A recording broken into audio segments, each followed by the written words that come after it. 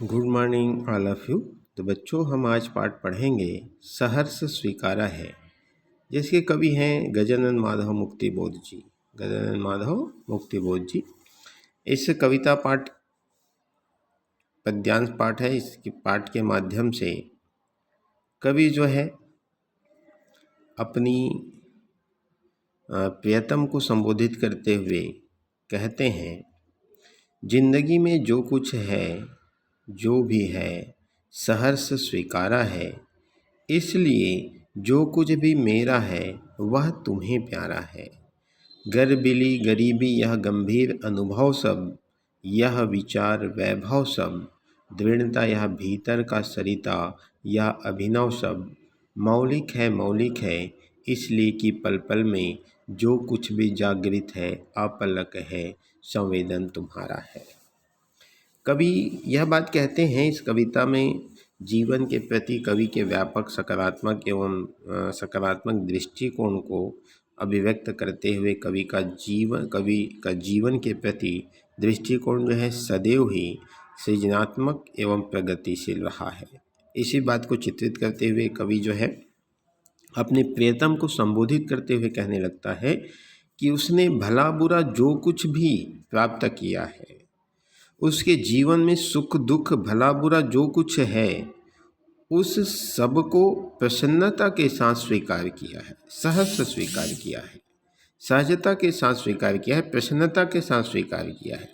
इसका कारण यह है कि उसके पास जो कुछ है वो उसके प्रियतम को प्यारा है।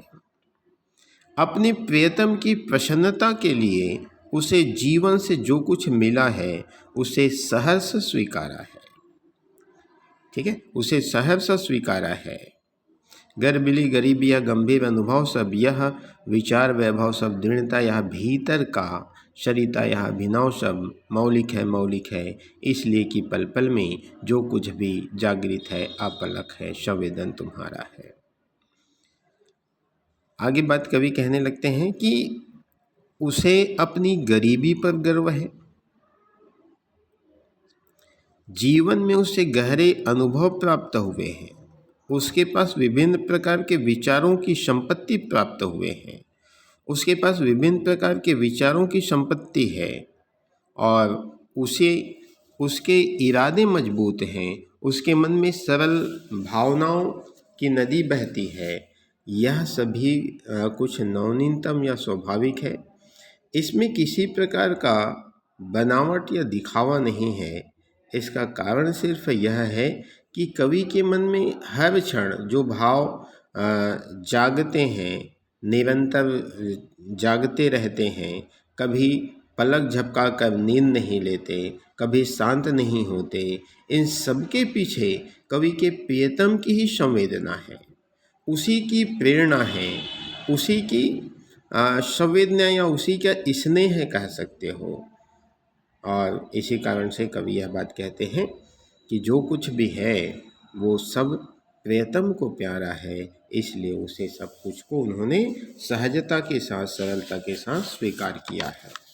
और आगे बात कहते हैं, जाने क्या रिश्ता है, जाने क्या नाता है, जितना भी उड़ेलता हूँ भर भर फिर आता है, दिल में क्या झरना है, मीठे पानी का सोता है, भीतर वह ऊपर तुम, मुस्काता चांद ज्यों, धरती पर रात रात भर, मुझ पर त्यों तुम्हारा ही खिलता वह चेहरा है।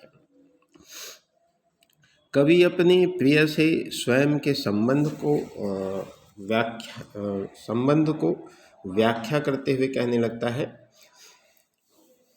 अपनी प्रियतम को अत्यंत चाहता है और अत्यंत चाहने के साथ साथ वह यह समझने में असमर्थ है कि उन दोनों के बीच यह कैसा संबंध है। जाने क्या रिश्ता है, उन दोनों के बीच यह कैसा संबंध है, वह कौन सा रिश्ता है, जाने क्या नाता, वह कौन सा रिश्ता है जिसने उसको प्रियतम से बांध दिया है, जिसने उसको प्रियतम से बांध दिया है। कवि के मन में अपने प्रियतम के प्रति अपार स्नेह भरा है, अपार स्नेह भरा है।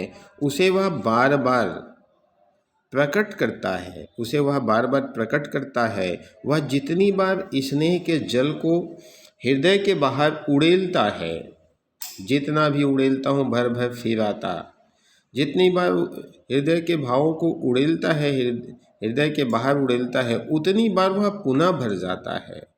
कवि को ऐसा लगता है कि जैसे उसके हृदय में प्रेम का कोई झरना झर रहा है या स्नेह के मीठे जल का कोई स्रोत बह रहा है। मीठे पानी का स्रोत है भीतर, वह ऊपर तुम, कोई स्रोत बह रहा है।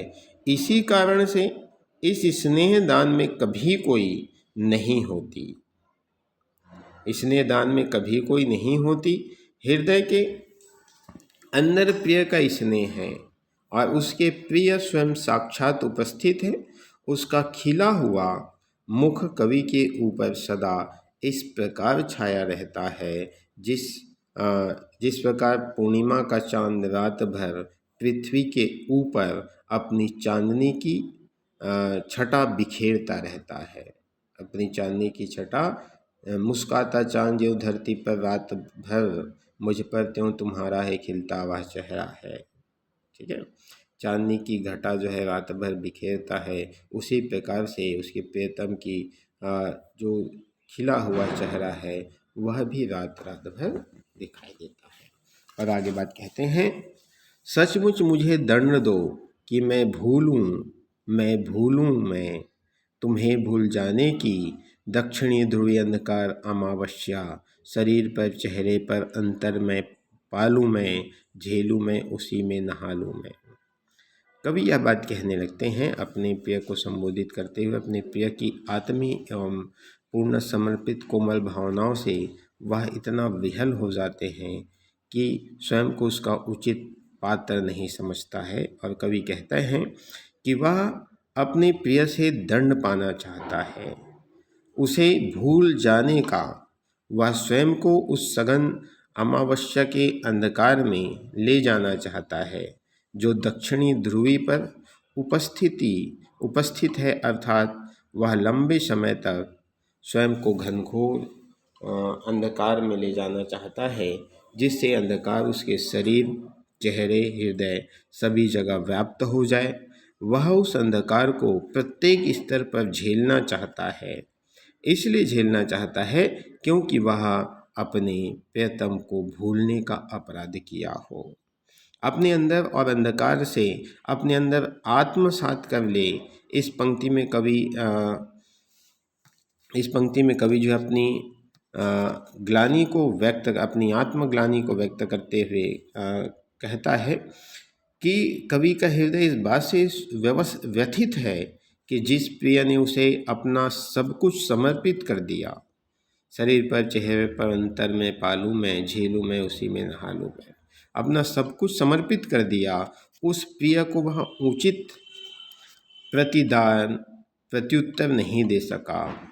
प्रिय के प्रेम एवं आत्मी के बदले वह उसे कुछ भी वापस नहीं लौटा पाया, प्रेम के बदले उसे वह प्रेम नहीं दे पाया, या फिर आत्मी के बदले आत्मीयता नहीं दे पाया। उसे जो कुछ भी मिला उसके बदले में वह उसे कुछ भी वापस नहीं लौटा पाया। इस बात की वो दंड चाहता है। ठीक है, तो आज के लिए इतना ही, बाकी बाद में देखेंगे। धन्यवाद।